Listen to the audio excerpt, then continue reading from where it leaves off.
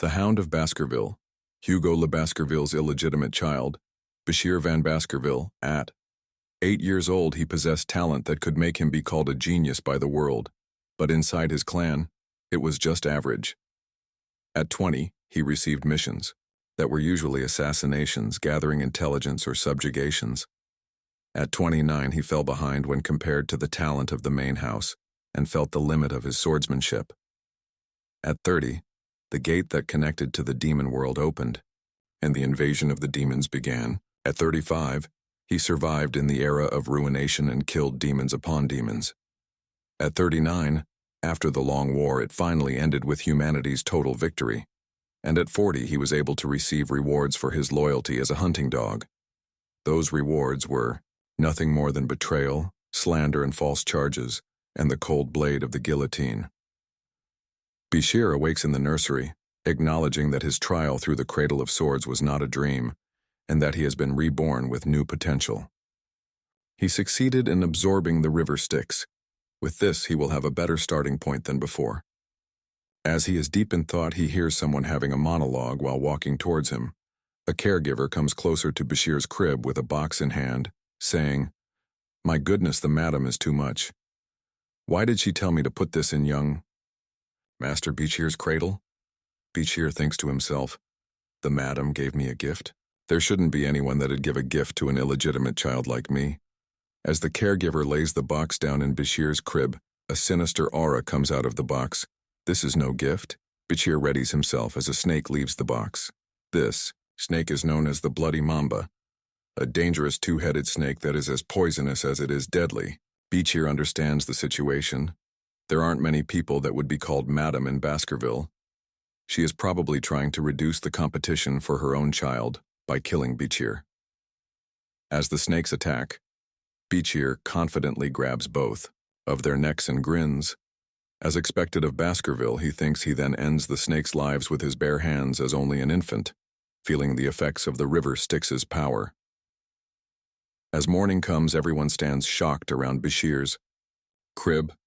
Seeing Bashir sleep calmly with 2 snake corpses and blood covering him was a sight to behold and a premonition of his future potential in the house of Baskerville. The caregivers that were tasked with night watch were tortured and then executed.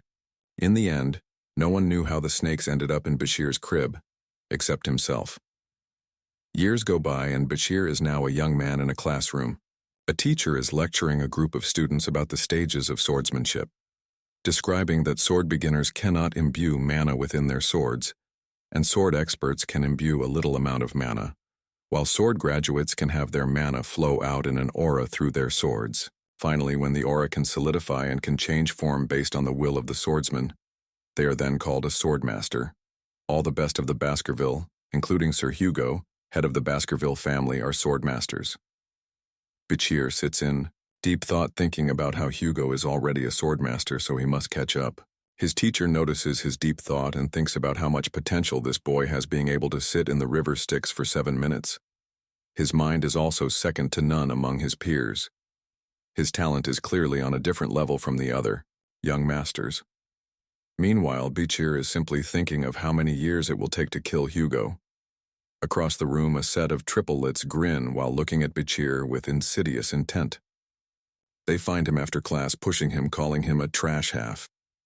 "You're just an illegitimate half, but there's a weird rumor going around, you know?" As the other 2 triplets echo, "You know, you know. You were submerged in the river Styx for 7 minutes? And even killed 2 poisonous snakes in your cradle." Bashir knows these 3 very well. They are known as Hugo's Trident, named Highbrow, Middlebrow, and Lowbrow Le Baskerville. They all echo their sentiments about not liking Bashir. "I don't like you, I don't. Bashir knows they will grow to become formidable, so he thinks about already dealing with them now. One of the bros pulls out a knife on Bashir, commenting on the fact that the river Styx will turn your body into steel, so he need not be scared of knives. Highbrow then signals to Lowbrow. Lowbrow replies in acknowledgement and grabs Bashir from behind, putting his hand over Bashir's mouth and nose. "You held out for 7 minutes in the Styx?